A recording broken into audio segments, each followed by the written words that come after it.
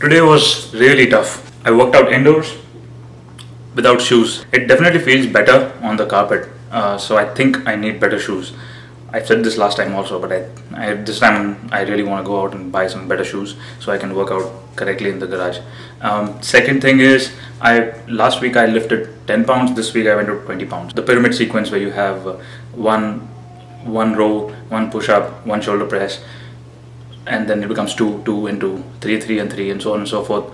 That sequence, after when I reached the 4th count, I dropped the dumbbell altogether, and I was doing the shoulder press just without any weights. So I advise you to proceed with caution. Either lift, if you want to sustain throughout the pyramid sequence, one way might be to go lighter right from the beginning.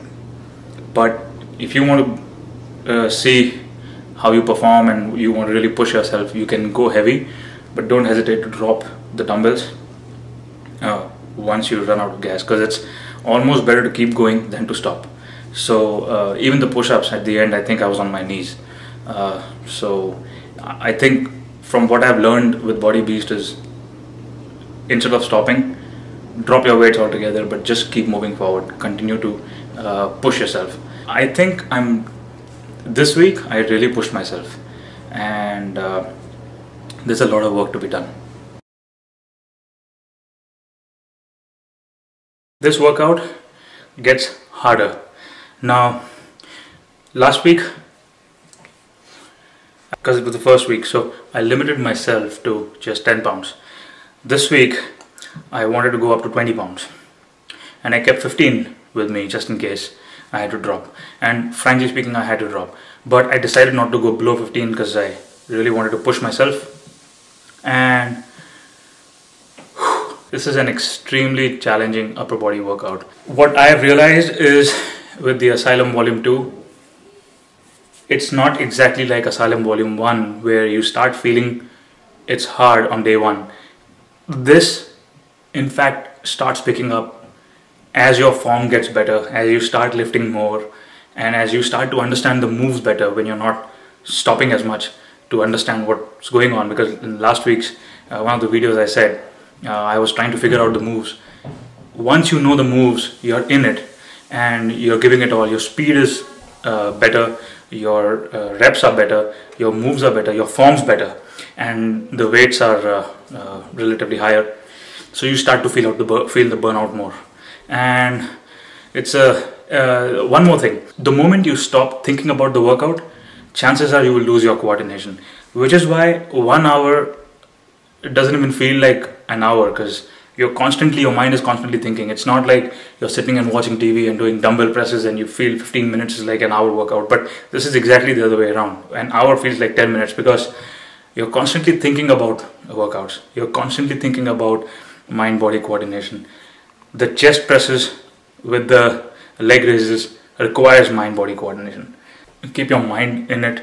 It's not easy to digress your mind, but as you get used to the moves, there may be days when your mind is digressed, but as soon as your form goes south and you know that your mind-body coordination is not working right, you'll get back in it. Tomorrow is power legs, and that is one workout I always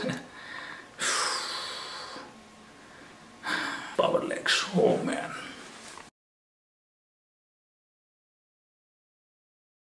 Much better today. I think if I work out indoors without my heavy shoes, I do much better. Perhaps I know the moves better, so I'm doing it better. My footwork has improved, but today was much better. I felt like I went through the workout with a good pace. And so here's the thing. Of all the workouts in ASYLUM Volume 2, my favorite are back and six pack and X trainer or cross trainer. So these two workouts I can use easily for any hybrid that I make. Great routine today. And I increased the weights. I went from 10 pounds to 20 pounds today, and during the burnout at the end, 15 pounds. I wanted to sustain. I thought I'll take 10, but I thought to myself, no, let's push myself today and see where I go. And I think I did okay. I took breaks, of course I took breaks, but I think I sustained well. I did better than last time. So let's see how next week goes, because next week, week 3 is when Shanti throws in the ab shredder routine, and that's exactly after power legs. I don't know how I'm going to sustain that, so we'll see. We'll have to see that. Anyway, thanks for watching. Quite a lot of improvement in the pull-ups and a lot of improvement in the core work. It's not as hard as X trainer or power legs, or it's probably not even as hard as upper elite. I think this is relatively the easiest workout in the whole series, but it focuses so much on the back and core. Overall, great workout, loved it.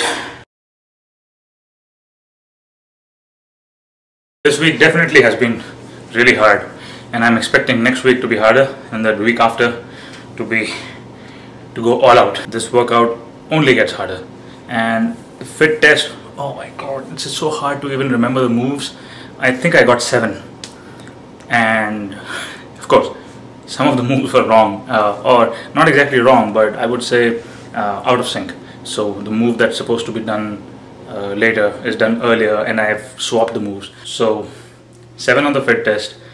I'm shooting for 8 next week. Let's see how that goes with correct form and with correct the exact order of sequence.